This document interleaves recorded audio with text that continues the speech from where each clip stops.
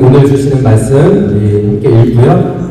우리 강상 목사님 앞으로 초대하도록 하겠습니다. 오늘 하나님께서 우리에게 주시는 말씀은 로마서 8장 18절의 말씀입니다. 우리 함께 한 목소리로 읽겠습니다. 시작! 생각하건대 형제의 문화는 장차 우리에게 나타날 영광과 비교할 수 없도다. 아멘. 우리 김범중 목사님 앞으로 나오실 때요, 우리 큰 박수로 환영하도록 하겠습니다.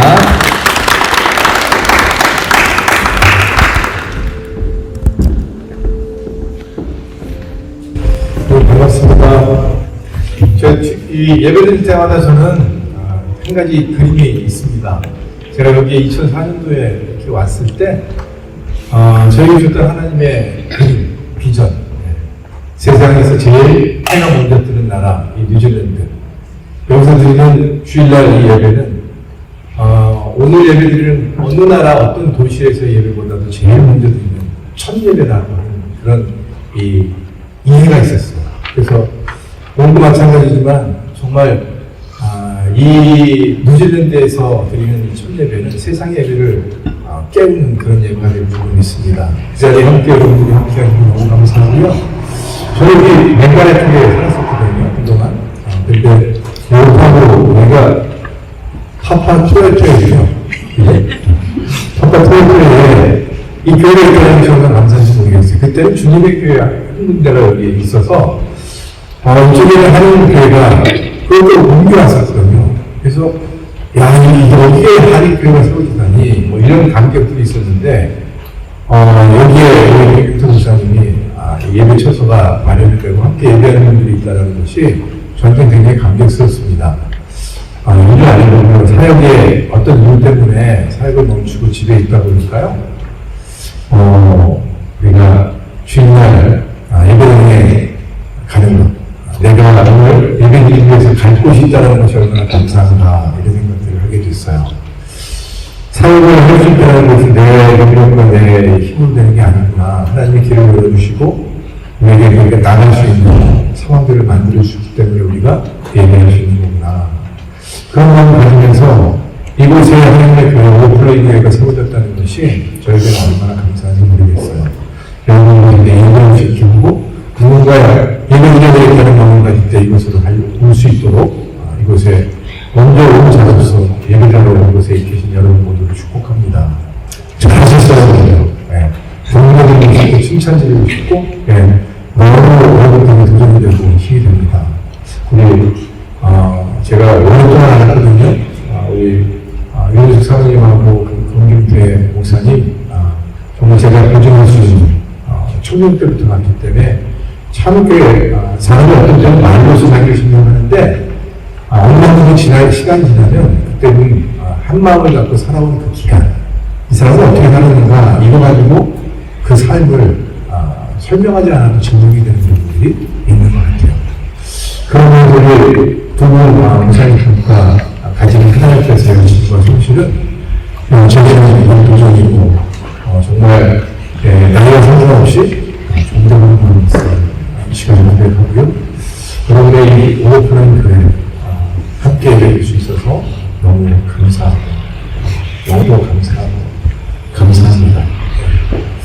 오늘 여러분에게 고난주간이라고 말씀하셨는데 제가 여기에 온 지 한 열흘쯤 넘었거든요. 그리고 여러분들을 만나고 대화하면서 느꼈던 한 가지, 참 빡빡하게 그렇게 사시는구나, 굉장히 힘을 써야 되는 그런 삶이구나 이런 생각이 들었고, 여러분은 그 삶 가운데 그런 것들이 좀 제 개인적으로는 이해가 되는 상황이었으면 좋겠다. 소문의 말씀으로 본문을 삼았고요. 내용들에 있어서 여러분들에게 도움이 되는, 또 오늘 내가 살아가는 삶에 좀 지표가 되고 희망이 되고 또 그 길에 힘이 되었으면 좋겠다라는 마음으로 오늘 말씀을 전하려고 합니다. 주보에는 제가 잘못해가지고 어떡하나 써서 오늘 8장 1절이나 18절인데 굉장히 간단하지만 저희는 굉장히 큰 임팩트가 있었던 그런 말씀입니다.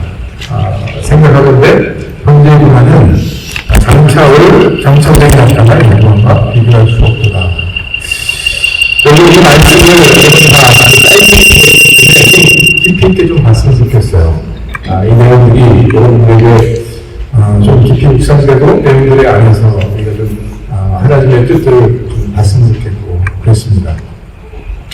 맨 처음부터 나오는 그 단어가 생각하건대 라고 하는 그 단어고요. 콘시더라고 하는 단어는 깊이 생각한다 이런 의미입니다.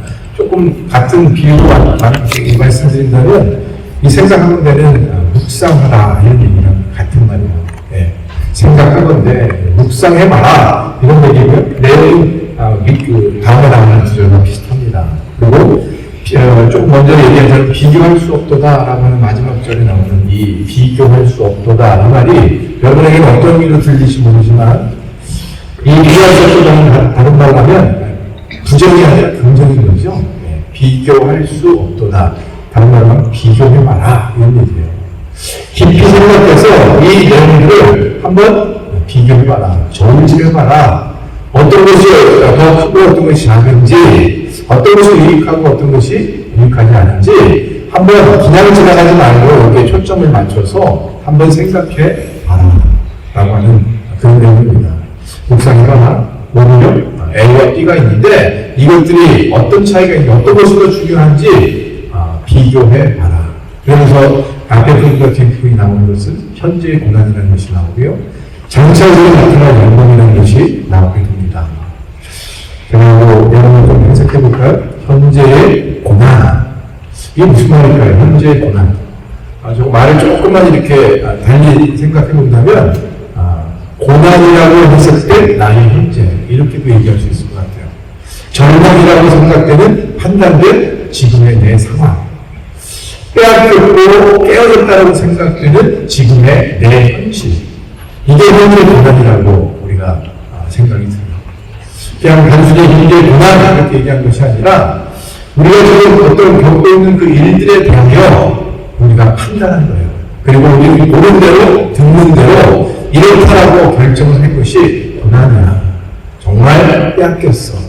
깨졌어. 실망스러워. 라고 내 앞에 지금 당한 그 상황들에 대하여 결정을 했다라는 것이죠. 그렇게 내 앞에 있어진 고난이라고 해석된 이 현재라는 것과 이어서 장차 우리에게 나타날 이라고 하는 것에 있어서 장차 우리에게 나타난다는 건 아직 나타나진 않았지만 조금 더 구체적으로 얘기하자면 내가 생각하는 그렇게 됐으면 좋겠다는 희망을 넘어서는 하나님이 나에게 약속하시고 이루어지기를 약속한 소망을 얘기하는 거죠. 장차 나타날, 그것은 우리가 하나님이 약속하신 소망이고, 우리가 어려운 고난 중에 바라보고 있는 그 내용들입니다. 이렇게 되기를 소원해요. 이건 내가 바라는 그 희망이 아니라 하나님에게 약속하신 소원입니다. 그래서 사실 오늘 본문 전체를 얘기한다면, 우리 묵상하고 깊이 있게 생각해보자. 우리 안에 현실에 벌어지는 일들을 우리 한번 잘 세심하게 살펴보자. 한번 비교해보면 지금의 이 상황에 대해서 내가 판단하는 것이 옳은지 옳지 않은지, 그리고 이 옳은 것에 대하여 장차 우리에게 있어야 될 어떤 희망적인 그런 것들과 비교했을 때 비교해봐라, 차이를 찾아봐라 했을 때 어떤 것이 더 중요한가라고 하는 그런 비교에 대한 말씀이라고 생각해요. 여러분 마지막에 이 영광에 대한 것은 아시겠죠? 이 영광은 하나님에게 약속하신 하나님의 온전한 통치와 하나님의 말씀에 다스림하면서 이제는 더 이상 슬픔이 없고 고난이 없는 우리 어려움은 하나님에게 예정하시고 주시겠다고 약속하셨던 그 영광이에요.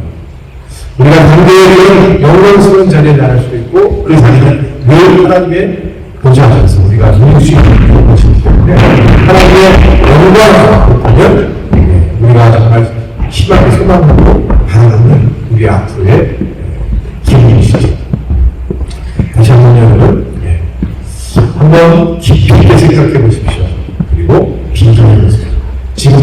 만한 이 현실의 해석이 전체적으로 봤을 때 이것이 어떤 것이 중요한가? 우리는 정말 봐야 될 것을 보고 있는가라고 하는 그 질문을 하면서 이 말을 단말로 하면 큰 그림을 봐.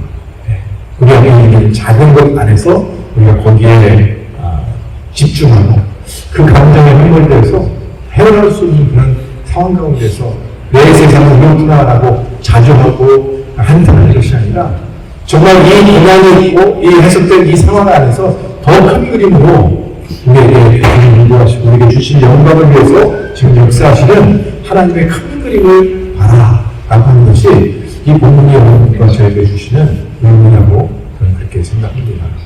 여러분 큰 그림을 보는 거예요.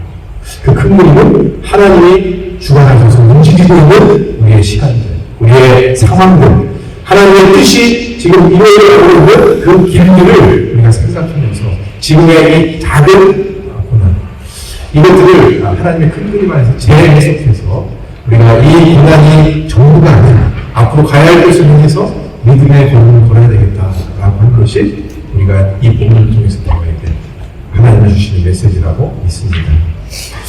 이 얘기 안에서 우리가 하나님이 우리에게 주신 좋은 모델이 있는데요. 그것이 좀 전에 같이 읽어냈을 마태복음 4장 1절부터 11절 말씀의 내용입니다. 이런 말씀을 예수님은 어떤 사례를 가지고 그 길을 살아내셨는가. 그럼 여러분들이 이 4장 1절부터 11절까지의 내용인 것이죠. 여러분 아시는 것처럼 예수님이 30대까지 일반적인 생활을 하다가 30세가 되면서 이 땅에 오신 목적, 공세지를 시작하시기 위해서 세례요한이 가셔서 이제 세례를 받으셨어요. 그리고 아시는 것처럼 그때 하늘문이 열리고 성령이 비둘기처럼 그 위에 임하시고 소리가 있기를 내 기뻐하는 아들이요 이는 내 사랑하는 자다. 그렇게 하나님의 빵빠레가 오였습니다. 그리고 이 여성을 가서 이제 사역을 하러 가야 되는데 오늘 4장 1절과 2절의 말씀에 우리가 아는 그 배경 안에서 우리가 당연히 상식적으로 돼야 될 그 일들 안에서 조금 더 다른 그런 일들이 벌어졌다고 얘기를 합니다. 첫 번째는 그렇게 빵빠레를 이루고 뭔가 성대한 출정식이 벌어졌다면 이 이후에 우리가 가야 할 것은 이제 그 여세를 몰고 신호를 가지고 사람들이 군중들이 있는 정말 한 번도 질문을 들어보지 못했던 저들에게 복음을 전하기 위해서 사람들에게 나가야 돼 있었는데 이 본문의 말씀은 성령의 인도에서 광야로 예수님이 나아갔다라고 얘기하는 것이죠. 성령의 인도에서 광야로 나가셨다. 우리의 생식과 좀 다른 그런 길이었다고 생각이 듭니다. 여러분 어떻게 생각하실지 모르지만 이 세례를 받으신 후에 하늘에 정말 무궁무진한 소리와 함께 성령의 강력한 문제가 물에 보이듯이 그렇게 이루어졌을 때에 예수님은 곧잘 살기 위해서 가야 했지만 이 성경 본문에는 성령의 입김에서 다른 말로 하면 하나님의 그쪽으로 인도하셔서 광야의 광야로 자의적으로 하는 것이 아니라 하나님의 그쪽으로 어떤 스케줄을 잡으셔서 그쪽에 들어가게 하셨다라고 설명할 수 있는 것이고요. 거기에 왜 시작을 거기서 하셨을까라고 하는 것이죠. 우리가 곰곰이 생각한다면 그런 지금의 이 어려움을 찾아 들어간 여러분 아시는 것처럼 이 광야에 먹을 것이 없고 그물이 없고 정말 허기지고 지칠 수밖에 없는 그런 환경적인 상황인데 뭔가 시작의 마음을 갖고 와 하는 것이 아니라 시작의 마음을 갖고 광야로 들어가서 고난을 자초했다. 또 그것을 하나님이 계획하셔서 그 안으로 부으셨다라고 하는 그런 것 안에서 우리가 그 의미를 알 필요가 있겠다라고 하는 것이죠. 지금 여기에 하나님의 마음이 있고 하나님의 선하신 뜻이 있다라고 생각합니다. 그 선하신 뜻은 우리가 일이 먼저가 아니라 사역이 먼저가 아니라 그 사역을 받는 우리의 마음을 먼저 다루는 것이 중요합니다. 우리 마음 가운데 정말 믿음이 있느냐, 하나님에 대한 신뢰가 어떻게 되었느냐, 이 사역을 시작하는 데 있어서 내가 가야 할 텐데 내가 준비되었느냐라고 하는 이 앞에 앞에 살기 이전에 내가 먼저 다뤄야 될 첫 번째로 하나님께서 우리에게 주신 메시지는 이와 같은 우리의 마음을 다루는 분이라고 생각합니다. 여러분 아시는 것처럼 사탄이 광야에서 예수님을 만났어요. 40일 동안 굶주린 상황에서 돌을 불어서 떡을 만들려고 하는 그런 질문을 던집니다. 예수님이 그 일을 하실 수 있었을까요? 못했을까요? 분명히 하실 수 있다고 생각해요. 5년 이후의 기적만도 우리는 알 수 있습니다. 그렇게 질문을 하고 또 때로는 높은 곳에 올라가서 떨어져 내려가. 그러면 네가 하나님의 아들이면 하나님의 사람들이 와서 바다를 깔느냐 쉬었냐 라고 얘기를 하는 거죠. 이것도 가능할까요? 가능하지 않을까요? 가능합니다. 죽은 이후에 사랑하신 분이세요. 마지막으로 세 번째 질문 안에서 너는 내게 전하면 이 많은 천하만국을 너에게 줄 것이다 라고 하는데 예수님 입장에서는 그가 땅에 속한 분이라면 굉장히 크지만 이 땅을 차지하신 분으로서는 그것은 정말 값어치 없고 볼품없는 것인데 그걸로 무릎을 꿇는 거예요. 이 세 가지 질문 앞에 여러분 아시는 것처럼 예수님의 그 대답은요 신명기에 나오는 세 가지 말씀을 가지고 거기에 하나하나 대답을 했습니다. 돌을 들어서 떡을 만들려고 하는 건 내가 하나님의 입에서 나오는 하나님의 말씀으로 살 것이지 떡으로 살 사가 아니다라는 나는 말씀을 가지고 내 삶의 원칙으로 말씀에 이끌림을 따라 살아가겠다라고 하는 그 고백을 하는 것이고요. 높은 곳에서 떨어지라고 하고 하나님을 시험하라고 하는 그때에는 나는 내 주 하나님을 시험치 않을 것이다. 어떤 상황에서도 그 하나님을 신뢰할 것이다. 내 원대로 되지 않고 내 계획대로 되지 않는 상황이 온다할지라도 나는 그 하나님을 믿어 의심치 않을 것이다 하는 자기의 고백을 합니다. 그리고 마지막으로 이곳에 나에게 전하는 내가 이 모든 준다고 할 때 예수님의 고백을 나는 하나님 외에 어떤 곳에서 내가 멈추지 않겠다. 전하지 않겠다. 나는 어떤 곳에서 오직 한 주님만 섬기겠다. 한 하나님 앞에만 있겠다. 모든 것에 무기 있다 할지라도 나는 하나님 앞에 나가 그분을 통해 전하겠다라고 하는 예수님의 고백이에요. 이거 우리가 다른 말로 하면 어떤 말이 될까요? 이것은 우리 사명 선언이라고 해요. 미션 스테이트먼트라고 해요. 내가 일을 하기 전에 내가 이 일을 어떤 해보겠다. 여러분 기업을 만든다 하더라도 기업의 가치, 추구하는 방향 이런 것들을 얘기하잖아요. 그럴 때 우리가 개인적으로 하나님의 사역 앞에 나갈 때에 있어서도 내 자신 안에서 그 사역에 임하는 내 마음의 뜻으로 내가 이렇게 하나님의 일을 하리라. 내가 이런 신앙생활을 하리라. 내가 이런 곳에서 이러한 원칙들을 가지고 신앙생활을 해 나가리라 하고 절제하기도 하고 그것을 지키려고 애쓰고 하는 그런 것들. 미션 스테이트먼트.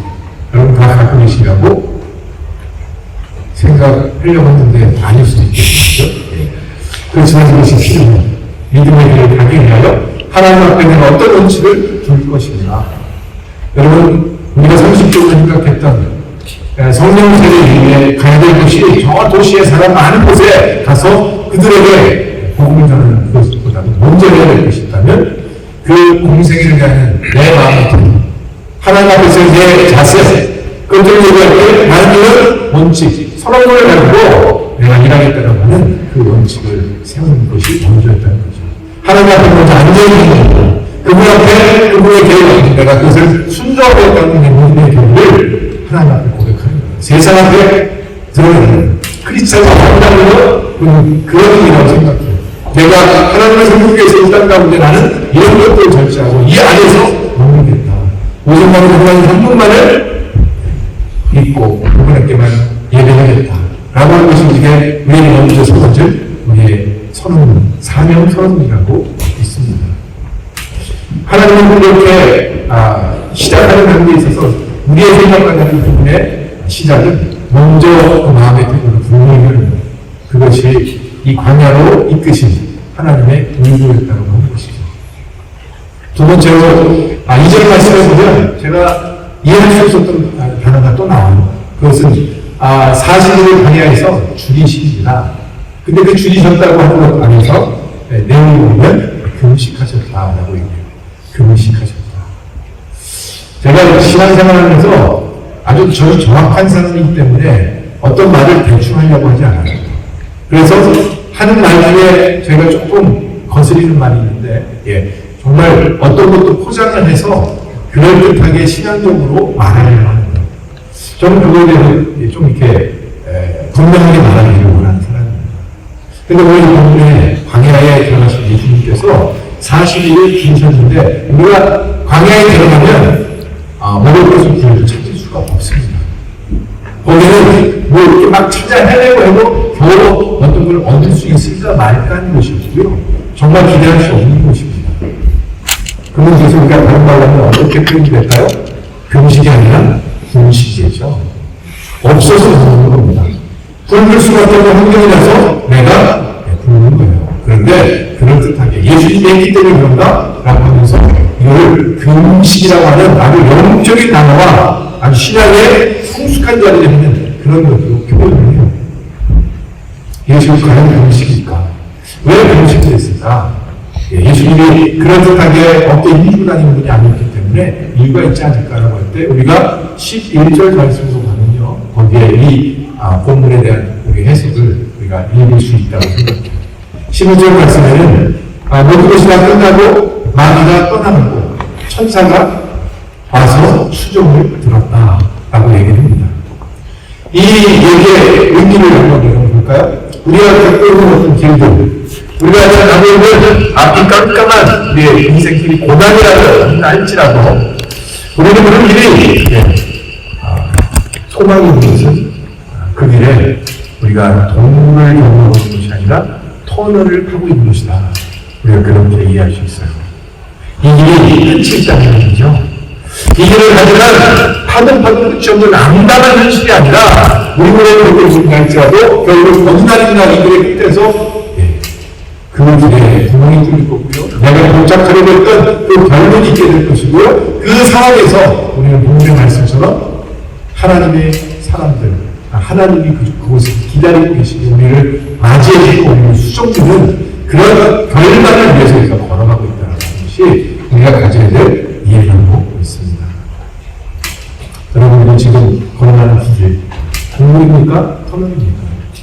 그 길 안에서 우리는 정말 소망과 희망을 가지고 가나요? 아니면 파도할 수 없다는 막막함과 좌절 가운데, 실패한 가운데 가나요? 오늘 본문은 굳이 이 11절 말씀에 하나님의 사람들이 와서 수종들었다라고 얘기하는 그 내용이 이것은 끝이 있다는 거고 그 고난에는 반드시 하나님 앞에 설 수밖에 없는 그 시간의 마지막 결론이 있다는 것을 얘기하면서 오늘 이 본문의 2절의 말씀에 굳이 금식이라고 표현했던 말을 다시 한번 생각해보면요. 끝이 있는 길. 정말 하나님을 만날 수 있는 그 결과적인 그 내용을 생각한다면 전체적인 큰 그림 안에서 우리가 지금 오늘 현실을 어떻게 걸어가야 될까라고 하는 자기 가정이 있게 되는 것이죠. 소망적으로 가장 끝이 없다는 본문이 같은 것이라면 오늘 우리가 살아가는 데 있어서 우리는 이렇게 새로운 것들을 기대하거나 소망 중에 있는 것들을 계획해서 그렇게 하지 않는 거예요. 어차피 내가 가는 길에 막혀있다면 그게 끝도 없고 우리가 굳이 힘을 낼 필요가 없는 거예요. 오늘 이 말씀 안에서 우리가 바라보는 것은 이 끝에서 만날 그 하나님의 앞에 내가 설 것이다. 그렇다면 오늘 내가 어떻게 이 길을 걸어가야 될 것인가? 이 막막하고 답답하고 고난이라고 완성된 이 현실을 어떻게 내가 걸어갈 것인가 라고 할 때 나중에 만나볼 그 하나님 앞에 서는 그날을 위하여 저희가 다시 기회를 드립니다. 그날에 내가 하나님께 올려드릴 그분의 영광을 위하여 내가 이 길을 말씀에 순응해서 정말 말씀을 살아내는 그런 사명선언을 가지고 내가 열심히 살아야겠구나라고 하는 우리의 마음의 다짐이 있게 되는 줄로 믿습니다. 금식이라는 말은 어떤 의미입니까, 여러분? 내가 하나님께 집중하기 위하여 내가 필요로 하고 안정감이 있고 즐기는 것을 끊는 거예요. 이해하시죠, 여러분? 이 금식이라는 그런 거예요. 저는 한국에서 금식을 얘기할 때 온전한 금식, 물도 안 마시는 금식 이런 것들에 대해서만 알고 있었거든요. 근데 제가 2004년도에 여기 벵갈에 있는 와인 베이스에서 생활을 했거든요. 그때 인터넷으로 이렇게 얘기를 드리는데 조그만 애들이 와가지고 범주가 금식해? 뭐 이런 식의 얘기를 해요. 이게 어린 애들이 금식을 해? 오히려 우리가 믿음이 좋네 이렇게 생각했는데 가만히 보니까 점심때가 되니까 밥을 먹어요. 너 금식한다며? 그랬더니 나 초콜릿 금식해. 나 인터넷 금식한다? 나 뭐 이렇게 하는 거 금식해. 한 얘기 들어보니까 내가 좋아하는 것 끊기 이게 금식이잖아. 그러면서 목적은 뭐예요? 내가 하나님께 간구할 것이 있어서 하나님 앞에 간절히 기도하기 위해서 집중하기 위해서 내가 내 마음을 흐트릴 수 있는 여러 가지 이유를 금식한다 이런 의미죠. 저는 굉장히 그때 이해가 도전이 됐어요. 그래. 오늘 이렇게 예수님께서 40일 동안 광야에 계시면서 모든 것을 구해도 우리가 찾을 수 없고 어차피 굶어야 되는데 금식이 아니라 금식이라고 표현하는 이유는요. 나중에 끝에서 만날 하나님 앞에 내가 서는 그날을 위하여 내가 이 가는 길 안에 고난을 할지라도 내가 이 시간을 하나님의 말씀 앞에서 하나님의 부르신 이 광야의 소명을 따라서 계획을 따라서 내가 우리 집중하리라. 괜히 도와주지 못할 다른 내 자신의 필요들을 위해서 기웃거리지 않는다. 한 길 보고 나가니라. 주변에서 얘기하는 어떤 사소한 얘기나 나를 그려가고 나에게 연명이 필요한 얘기들을 한다 할지라도 내가 금식하고 나를 말씀 앞에 제안하면서 하나님이 계시는 그 마지막 단계까지 나가기 위하여 나는 믿음의 길을 걸어가야 되겠다라는 것이 오늘 여기에서 예수님께서 금식을 굳이 설명하신 저는 이유라고 생각합니다. 우리는 시작하기 전에 내가 어떤 삶을 살아야겠다는 개인적인 사전 선언이 필요해요. 그리고 이 길 안에서 내 나름대로 절제, 내 안에서의 원칙 중에 한 가지는 오직 하나님 한 분만을 바라보고 믿음의 길을 가게 될 때에 나를 집중하지 못하게 하는 수많은 일들, 특별히 비난하는 것들, 특별히 나에 대해서 소명하게 만들고 변명하게 만드는 그런 거리들을 만들어서 내게 얘기하는 일들, 이런 것들 안에서 나는 금식하고 끊겠다. 그리고 하나님만 바라보겠다.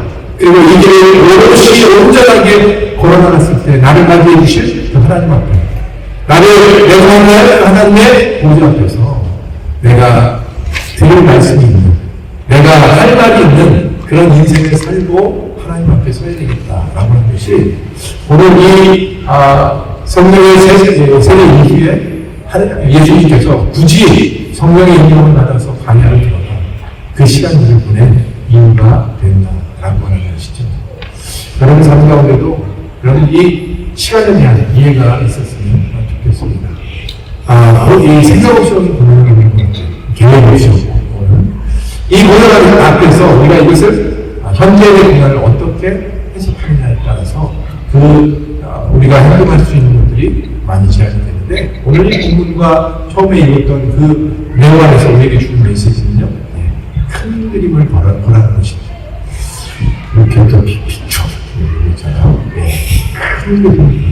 그 그림은요. 하나님이 계획을 갖고 우리를 부르신 그 부르심의 소명이 무엇인지 그 안에서 찾으라. 단지 이루어지고 있는 작은 어떤 일들과 앞으로 장차에 나타날 하나님의 영광을 비교해 볼 때 어떤 것이 더 크냐, 어떤 것이 중요한지 할 때 하나님 이 장차 나타날 영광을 크게 봅니다라고 한다면 지금 이 안에 있는 현재의 고난을 작게 보는 모습이 필요한 것이죠. 무엇을 작게 보느냐에 따라서 상대적으로 작게 보는 것이고요. 여러분, 우리가 어떤 일을 할 때 단점을 가지고 그걸 보완하는 쪽으로 우리가 일하는 것이 아니라 우리가 죄와 싸워서 일하는 것이 아니라 오히려 장점을 갖고 일하는 것이고 오히려 하나님 앞에 그 거룩하신 하나님 앞에 예배드리는 것들을 통해서 우리가 하나님 앞에 나가기 시작할 때 죄로부터 멀어지게 되고 또 우리의 단점으로부터 멀어지게 되고 하나님 앞에 더 깊이 나갈 수 있어요. 우리는 더 초점을 하나님의 생각을 하게 될 줄 믿습니다. 우리가 그런 것들을 이해해야 될 필요가 있어요. 우리는 무엇을 필요한가 비교해보자. 생각을 해보자. 묵상할 때 어떤 것이 큰가라고 얘기할 때 우리가 하나님의 것을 크게 보고 여기에서 아름다운 하나님의 영광스러운 그 일들을 크게 보고 또 하나님 나라의 것을 부르셔서 우리 부심의 소명대로 살아가기를 바라는 그 큰 그림을 볼 때 오늘 현재 이 고난은 작은 것입니다. 이 내 안에 있는 단점들은 진득히 잦은 것이에요. 우리가 지금 죄와 싸워서 내 경건을 위해서 싸우고 있지만, 그렇죠. 왜 싸움이긴 하지만, 우리가 죄와 또 싸우는 것은 한계가 있어요. 오히려 시선을 돌려서 하나님 앞에 예배하기 시작하고, 하나님을 외치기 시작하고, 하나님을 높이 풍랑케 하려 나가기 시작할 때에 우리는 이 죄를 다룰 수 있게 될 줄로 믿습니다. 예수님은 우리의 것들을 비춰주셨어요. 그리고 그 말씀 안에서 우리가 큰 그림을 보고 지금의 고난을 잘 해석하기를 원하고 계신 줄로 믿습니다. 오늘 본문을 함께 들어보면 하나님의 우리를 어떻게 보시는가라고 할 때 나한테는 13장 말씀입니다. 아주 굉장히 감사해요. 이 본문의 기준은 여러분 아시는 것처럼 주인이 아이들에게 시켜서 좋은 밭에다 좋은 씨앗을 뿌렸습니다. 그리고 얼마나 지나고 그들이 관심을 끊고 자고 있을 때 원숭이 와서 거기에 가라지 씨앗을 뿌리고 갔다는 거예요. 어느 날 우리가 처음에 몰랐는데 이것도 자라기 시작하니까 우리가 생각했던 것은 이 알몸이 자라고 우리가 생각했던 추수 때 우리가 기대했던 것이 있는데 아니 보니까 알몸이 자라는 것 같더니 가라지가 그 안에 나오기 시작하고 온통 가라지가 더 충만하게 된 이 밭을 보게 된 것이죠. 아삭이거든요, 아삭이. 이 안에 있던 우리가 생각하는 아주 알고 순수한 결정체들, 우리가 정말 하기를 바랐던 우리의 소원들이 있었는데 그 밭에 있는 것은 그것만 있는 것이 아니라 그것을 덮고도 남을 가라지들이 같이 자생하는 것입니다. 그래서 가인들이 긴장을 하고 주인에게 가서 얘기합니다. 이거 정말 우리가 뿌렸던 계획, 우리가 되기로 했던 우리의 비전과 상관없는 가라지가 이렇게 많이 뿌려져 있습니다. 어떻게 하면 좋을까요? 이 주인에게 말한 대로 이것을 빨리 뽑지 않으면 우리가 원하는 것을 얻을 수가 없을 것 같습니다. 우리의 기대와 너무나 현실입니다. 이렇게 얘기할 때에 그럼 29절과 30절 말씀에 그 주인, 하나님이죠. 주인이 말하기를 어떻게 해요? 빨리 뽑아라! 이렇게 얘기하지 않고 나아간다라고 하는 것이죠. 이 가라지 판에 이 상황들을 보고 하나님의 관점과 우리들의 관점이 다른 거예요. 주인의 말과 하인들이 요구하는 그런 해결 방안이 다른 거예요. 이날들이기 때문에 이것들을 빨리 처리해야 되겠다라고 하고 하인들이 주인에게 말하지만 주인은 큰 그림을 봐요. 가만 놔줘.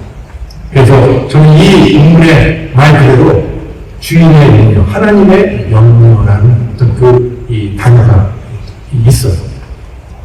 29절에 주인이 이제 이렇게 하고 명령하노라 이렇게 됩니다. 하나님, 이 주인의 명령은 무엇이었을까요? 그 뒤에 나오는 말들을 보면요. 하인들의 말과 동의할 수 없고 주인이 따로 대결을 얘기할 수밖에 없는 그 고민하고 또 신경 쓰고 거기에 대해서 걱정하는 주인이 갖는 관점은요. 거기에 가라지만 있는 것이 아니라 우리가 꿈을 갖고 비전을 갖고 뿌렸던 곡식이 함께 자라고 있는데 내가 지금 이것에 대한 염려와 근심 때문에 가서 가라지를 뽑는다고 가서 들어가서 그걸 뽑는데 여러분 경험해 보셨나요? 뭘 뽑을 때 옆에 것이 같이 따라와요. 뿌리가 같이 연결되어 있어서 아주 연약한 것들은 그냥 뽑을 때 같이 뽑아져서 가라지를 뽑았는데 곡식이 따라오고 다 뽑았는데 남은 알력이 별로 없는 그런 어처구니 없는 상황들이 발생할 수 있다는 거예요. 여기서 우리가 볼 수 있는 건 뭐예요? 하인들이 보는 밭에 대한 관점과 하나님 보시는 밭에 대한 관점이 다르다는 것이죠. 하인들은 가라지를 들고 거기에 두려움을 가지고 그것을 어떻게 처리하기 위해서 그렇게 했지만 주인은 그 밭을 들고 거기에 가라지가 아닌 그 속에서 자라고 있는 곡식, 알들을 바라보면서 이 알들이 자라고 있는 것, 가르가 한 마리 자란다 하더라도 내 관심을 온통 이 알들이 자라고 있는 것에 대해서 내가 주목하고 있다. 지금 이 시기는 알들이 아직 성장하지 못했기 때문에 내가 어떤 일들을 한다면 이 알들까지 다치고 우리가 생각했던 추수할 때 우리가 거둬들일 것이 없어지기 때문에 놔두는 기간은 얼마나 큰지 모르지만 굉장히 괴로운 시간일 거예요. 세상은 굉장히 우리가 생각하는 것과 다르게 교회를 많이 생산하고 있지만 해설지만 그 안에 죄도 많이 성장하더라. 어떤 때는 교회가 힘을 잃는 것 같고 믿는 자들이 점점 왜소해지고 축소되는 것 같고 오히려 세상의 죄는 더 가능해지고 더 편만해지는 그런 일들을 보는 모든 세상이더라. 우리는 마음에 두렵고 당황하고 그래서 이 세상을 어떻게 청소할 것인가, 이 세상을 어떻게 다르게 할 것인가, 이 죄를 어떻게 깨끗하게 할 것인가 우리가 고민하고 있고 그거에 대해서 많은 답을 얘기하고 있지만 저는 그렇게 생각해요. 하나님은 거기에 단호한 정리라고 생각해요. 오히려 이 안에 관영한 그런 죄의 어떤 그 왕성함보다도 그 안에 자라고 있는 하나님의 사람들의 믿음을 보고 계시다고 저는 분명히 믿습니다. 하나님의 관점은 이 안에 소수이지만 또 많은 자들 안에 힘을 잃은 것 같이 보이지만 하나님의 교회가 성장하고 하나님의 교회가 말씀 안에서 새로워지고 영광 안에서 이 거룩함을 계속 유지해 나갈 때에 하나님이 교회에 자라나는 것들 그 교회의 교인들의 믿음, 믿는 자들의 삶에 있어서 하나님의 순종한 이런 것들을 보면서 성숙하게 되었을 때 이 땅에 구원을 하는 것은 이 땅에 하나님의 회복이라는 것은 그러한 믿는 자들의 성숙을 통해서 이루어지는 것이지 갑자기 하늘에서 누군가가 벌어져서 죄가 심판받고 이런 것이 아니라고 생각을 해요. 우리가 바라보는 우리 안에 이렇게 있었던 어떤 일들이에요. 그 일들 안에서 우리가 생각해야 될 해석이라고 하는 것을 얘기하는데 이 주인의 해석은 가만 놔두나 언제까지? 추수할 때까지. 그리고 그때가 되면 내가 알고 우리가 피웠던 씨앗들이 우리의 계획대로 성숙할 것이고 그때 가라지를 제거한다고 하더라도 알곡이 든든하게 나가서 성숙함으로 그 하나님의 일을 하실 때 온전히 공간에 드릴 수 있는 알곡으로 우리가 추수하게 될 것이다 라고 하는 이 주인의 그 마음을 우리가 보게 되는 것 같아요. 이것을 와서 제가 여러 가지 여러분들을 만나고 얘기를 하면서 느꼈던 한 가지요. 우리 안에 왜 이런 일이 벌어졌을까? 왜 내가 지금 이 상황 속에 있게 되었는가? 하나님을 그렇게 경외하고 하나님 앞에 내가 얘기하고 순종하고 그렇게 살아왔는데 왜 내 안에 이런 일이 일어나는가? 그런 얘기를 참 많이 듣게 되고 아픔 안에서 그 얘기를 많이 들어요. 근데 저희가 아주 좋은 얘기를 해준 자매가 있어요.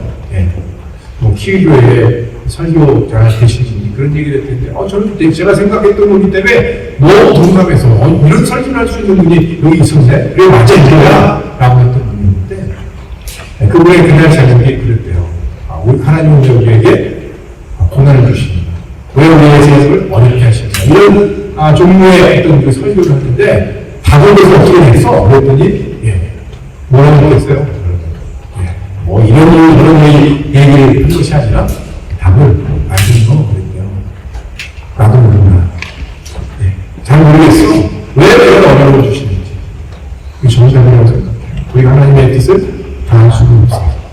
왜 이것을 지금 뽑고 가라지들을 있는 그대로 있지 않게 제거하는 그런 일들을 지금 당장 하지 않을까.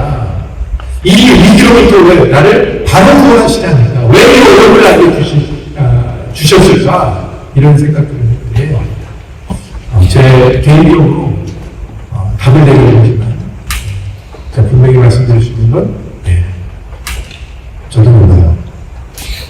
그 하나님의 뜻을 우리는 알려고 하지만 우리가 정확히 알 수 없다고 생각합니다. 알겠니? 몰라요. 그렇지만 우리는 알 수 있는 한 가지고요. 저희 절대로 그런 상황이지만 하나님은 우리에게 선하신 분을 믿습니다. 하나님의 선하신 분을 믿어요. 그 하나님은 우리 안에서 절대로 악한 일을 계획하신 분이 아닙니다. 우리에게 벌어지고 있는 이 일들이 하나님이 아니하셨다면 우리를 힘들게 하려고 하신 것이 아니라 하나님의 큰 그림 안에서 우리의 삶에 좋은 것 주시기 위하여 그분의 때를 위하여 기다리고 계시고 추수할 때를 위하여 오래 참으시는 그 참으심의 이유가 있다면 우리 한 사람 한 사람이 영적인 하나님의 성숙함 안에서 자라나기를 원하고 말씀을 경험하게 하려고 하나님 앞에 그 인재를 경험하고 나서 그 시간들을 두고 계속해서 은혜를 주시기 위하여 그렇게 하고 있는 그 하나님의 오래 참으심의 이유들을 우리가 깨달아야 될 줄로 믿습니다. 오늘 여러분들에게 그런 얘기를 하고 싶었어요. 오늘 여기 이 땅에 살면서 이 땅에서 겪게 많은 일들이 있고 그것을 오래 나아가는데 똑같은 일 나와요. 그러니까 여러분들이 이 일들을 할 때마다 우리가 현재의 고난, 다른 말로 하면 고난이라고 해석된 현재의 우리 모습들, 절망이라고 해석하는 이 위기의 상황들, 그리고 깨어짐이라고 말하는 내가 가지고 있는 이 공동체 가족, 그리고 여러 신앙의 공동체, 관계주의, 그것을 깨어짐이라고 말하는 지금의 이 모습들 안에서 우리가 다시 한번 우리가 해석할 필요가 있다고 생각해요. 큰 그림을 보면서 우리가 도달해야 될 하나님 앞에 우리가 서기 위하여 우리가 이 인도의 길을 가겠다. 예수님처럼 사명 선언을 가지고 내가 절대로 하나님의 말씀에 그 제한에서 말씀을 살아내는 데에 내가 내 신앙생활의 길을 계속해서 걸어가는 겁니다. 절대로 어떤 상황에서도 선하신 하나님을 내가 신뢰하고 그분이 나에게 허락하시는 환경 가운데 내가 그분을 시험하지 않겠다. 내 평생에 바라볼 장차 우리에게 나타날 영광을 위하여 그 앞에 설 그날을 위하여 내가 두 주의를 섬기지 않고 오직 하나님 한 분께만 예배하며 날마다 믿음의 걸음을 들어 나가겠다는 그 마음의 다짐이 오늘 저와 여러분 모두에게 주 예수 그리스도의 이름으로 인하게 되기를 축원합니다. 여러분 그 삶 가운데 하나님 역사하실 겁니다. 살아낼 수 있도록 힘을 주실 겁니다. 그리고 우리는 절대로 후회하지 않는 우리의 인생의 끝에서 하나님을 만나게 되시고 있습니다. 그 하나님이 우리에게 잘했다 칭찬할 수 있는 그 고난 가운데서도 네가 가는 길들을 내가 인정한다는 하나님의 그 말씀 안에서 우리에게 슬픔을 찾아오는 것 가지시고 우리의 눈물을 닦아주시고 우리가 하나님을 만나 기뻐할 수 있는 그 날들 안에서 우리가 그날을 기대하며 오늘을 힘있게 살아가는 여러분 다 되시기를 주의 이름으로 축원합니다.